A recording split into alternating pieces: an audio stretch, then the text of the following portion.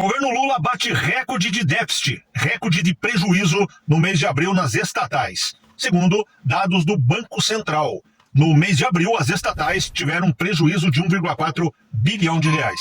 Você pode me perguntar, mas são só as estatais federais? Não, mas a maioria desse valor está nas estatais federais. Esse prejuízo vem sim do governo federal. E é recorde absoluto.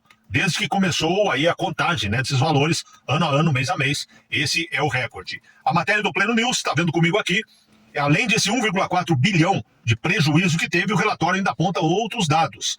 É uma piora desde 2002, esse é o pior resultado. Então, uma piora histórica nesse ano, nesse mês que passou. A maioria aí dos valores negativados, os valores de prejuízo foram das estatais, como eu disse, 978 milhões, de 1,4 bilhão.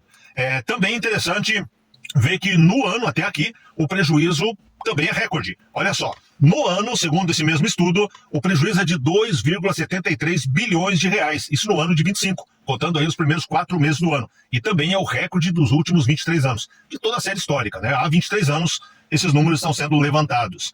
Repito para você que os números são do Banco Central. E para encerrar esse assunto, a matéria aqui, antes da gente comentar, tem mais um detalhe interessante ainda no relatório. Além disso, o relatório indica que a dívida bruta do governo, a dívida geral, a chamada DBGG, alcançou o equivalente a 76,2% do produto interno bruto, o que corresponde a 9,2 trilhões. A dívida pública do Brasil, nesse ano, com esse governo, chega a 9,2 trilhões ou 76,2% do produto interno bruto. O que significa isso? De tudo que o Brasil tem de riqueza, somando toda a riqueza do Brasil, o governo já conseguiu ficar devendo aí quase 77%. E o prejuízo, a dívida do governo, que nós vamos ter que pagar, já chegou a 9,2 trilhões. Gente, é sério demais isso. O governo que já anunciou que no ano que vem pode, aí em 2026, ter um problema sério com as contas, o Brasil ficando ingovernável. E agora com essa história do IOF, que o Centrão comprou a briga e está exigindo que o governo volte atrás, o governo diz que pode parar tudo. O Brasil pode parar ainda nesse ano se não tiver esse dinheiro. Por quê? Porque o governo só pensa em gastar. O governo Lula tem uma sede de gastar.